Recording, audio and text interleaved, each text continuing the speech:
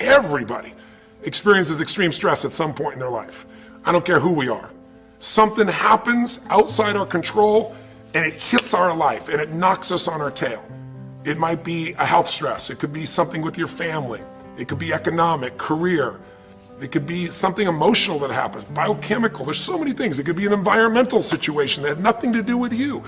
Every one of us in our lifetime are experiencing extreme stress. And these days, because of the economy and the way we respond to it, the majority of people are experiencing some form of extreme stress, at least according to polls. Stress doesn't come from the facts. Stress comes from the meaning that we give the facts.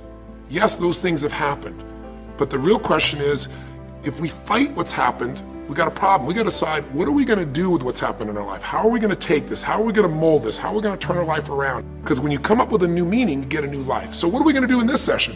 Well, in this session, we're going to take a look at something from a different perspective. We're going to ask you this question. What is the single force that controls the quality of your life? This one singular individual power that can change anything in our life, regardless of what's happened to us. And I know you know the answer. The answer is the power of choice. The one thing we have in this world is we can't control the events, but we can choose what to focus on, we can choose what things mean, and we can choose what to do. If you focus on all the things that have been done to you in your life, of course you're going to feel like hell. If you focus on all the amazing coincidences that have happened, things that maybe they were guided, maybe not, but things happen, and because of that you met this person that's your best friend, your husband, your wife, or because of that you have this ability, or because you were there that day, God, you missed an accident. I don't know what it is, but whatever you focus on, you're going to feel. If you focus on people don't care, and you'll look for reasons why they don't care, and evidence they don't care, you'll find it everywhere. If you look for evidence that people are really good people inside, that at some level we all care about each other, you'll find it. Seek and you shall find. The secret is, have you become conscious about your decision making? Because this breakthrough session is, really, you want to change your life, make new choices. New life comes from new choices, but you got to make conscious choices.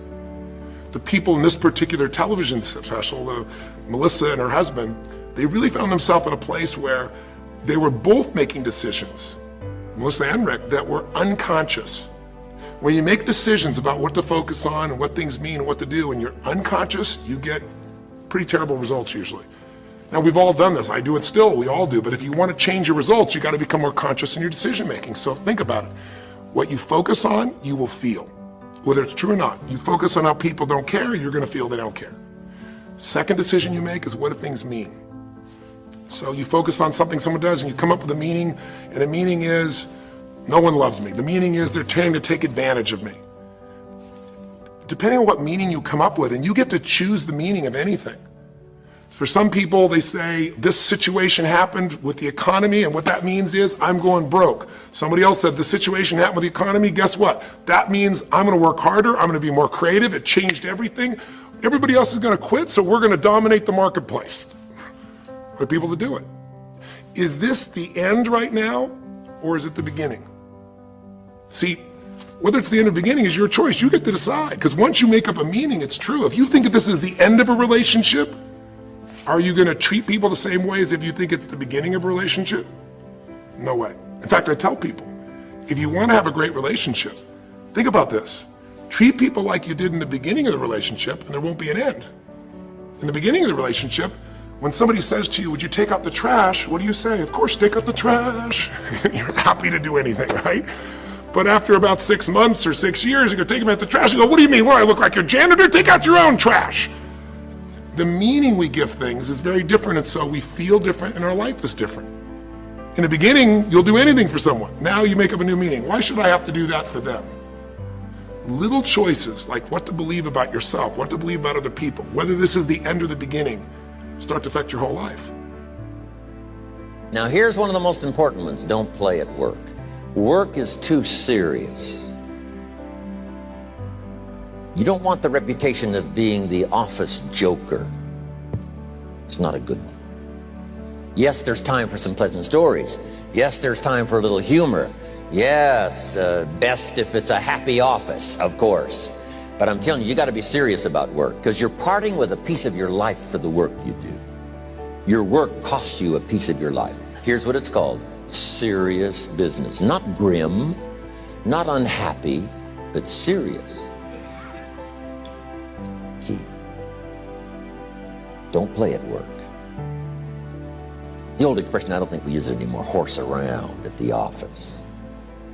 Play around, play jokes, play tricks. No place, not at the workplace. At the beach, yes. At the bar, yes. Somewhere else, not work. You got to treat work with all due conservative passion, because it's leading you to your future. Here's another key phrase: all work is good. You may not like your job, but if it's the stepping stones to get you to where you want to go, you got to appreciate your job. You don't have to have a passion for your job. Here's the ultimate passion: a passion for incredible success in every department of my life. That's the passion. But don't look down on some menial job you have to do to finally get you to where you want to go. No job is menial. No job is not, every job is noble. Training life for pay, making a contribution to society.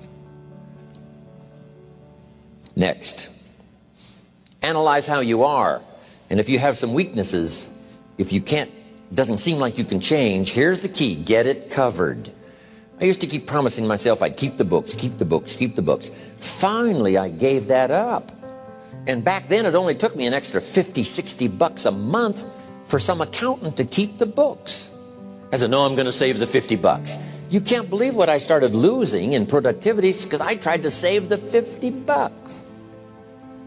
So the key is, a lot of the time you can stay like you are, but just make sure you get it covered. Okay. One of the major keys we found, the first high-performing habit, is seek clarity. And what we found is one of the practices that high performers do is they define the feeling they're after.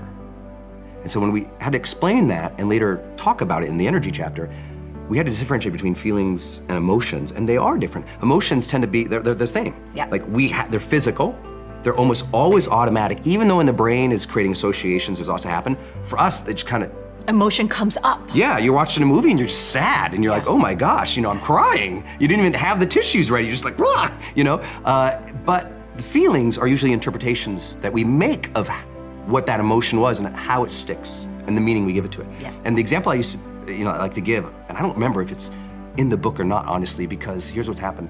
This book is 400 pages. It was 1,481 when I finished. Baby, you edited down. Yes, and it was 1,481 good, complete. Yes. Like it was like awesome. Yes. But I was like, that's gonna freak people out. So we're publishing a bunch in academic journals later and then stripped it down to 400 pages so it's more readable and fun and orientable. So I can't remember if this one actually made it in there, but the example I like to give is if you and I go to a haunted house. Yeah.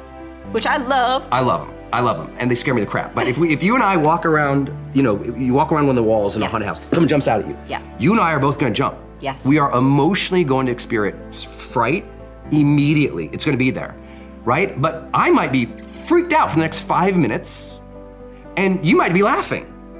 Why? It's the meaning and the feeling that we've defined it as. That's fine for everybody. Here's the issue that people have, and you have to be careful about when we start talking about energy, because emotional energy is real. Yes. And that is, look, if at 6, like we go to the haunted house at 5 p.m. in the afternoon. If at 9 p.m. now you're in your house, you're alone, but you're completely safe, and you still feel scared, that's not the haunted house's problem. That is the way that you are defining and working through your own emotions. You had the emotion of terror and fear, and you're still experiencing that feeling. That's a mental job, not an emotional job. So your job is to go, wow, I'm at my house. I've lived here for 10 years. I've never been threatened in this house. This is a safe place. I gotta redefine the feeling I wanna experience. And I work with an Olympic sprinter, gold medalist, Olympic sprinter, as a client. And this person's huge breakthrough in getting better and going from literally won Olympics before, not medaling at all, to now gold. I said, what was the thing? Yeah. And one of the things they said to me was, I learned to define the feeling. And I said, what do you mean by that? And he basically said, if there's a bunch of us at the starting blocks and we're all in perfect poise and perfect condition, the one to bet on is the one that says, this is the way I want to feel in this race right now. I know my emotions are going crazy. Like my heart's beating, I can hear everybody. I'm waiting for that shot blast. I can see my goal. I know how important this is. And all these, their emotions are there. Yeah. But that person's defining the feeling going, I'm going to feel centered now. I'm going to get myself in the zone now. Even though the emotion of anxiety is there for all Olympic level competitors, all of them. But they define that emotion as a feeling that helps give them a performance edge. And I think that's important too. You know, Bruce Springsteen says if he's ever backstage and doesn't feel like nerves, he's gonna hang it up. Yeah.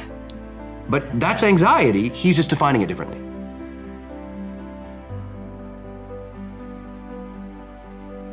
If I'm aligned with my values and principles and my goals and dreams, and those two are aligned, I'm the most fulfilled, happiest person alive.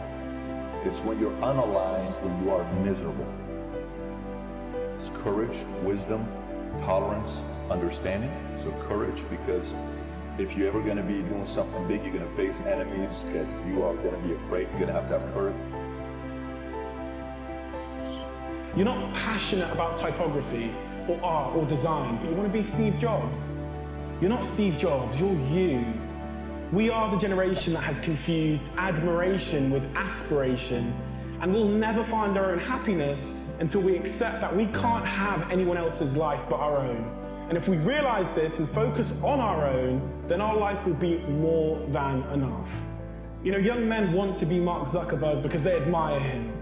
But the crazy irony is we admire him because his life was unlike others. He didn't try to be like others. So if you want to be Mark Zuckerberg, it's time to stop trying to be Mark Zuckerberg, because you'll never achieve your personal greatness. If you can keep your head when all about you are losing theirs and blaming it on you, if you can trust yourself when all men doubt you, but make allowances for their doubting too, if you can wait and not be tired by waiting, or being lied about, don't deal in lies, or being hated, don't give way to hating, and yet don't look too good nor look too wise. If you can dream and not make dreams your master, if you can think and not make thoughts your aim, if you can meet with triumph and disaster and treat those two imposters just the same. But in the process of that, prepare for success. In other words, are you willing to put time in your next move? And a lot of people say things like, I'm not a morning person. I don't really know what that means. I really don't. I have 24 hours in a day. I try to take advantage of every hour. And I have certain rules that I initially tell people on a regular basis. If you want to start living successfully, start locking into a consistent time that you should get up every day. If you want to compete in the top 1% of 1% of 1% of 1%, price is a big price. There isn't a formula for it. You just have to figure out a way how to do it. Is that we have to determine the feeling that we are after and live into that feeling, not hope it lands on us. And that's when something starts getting really masterful.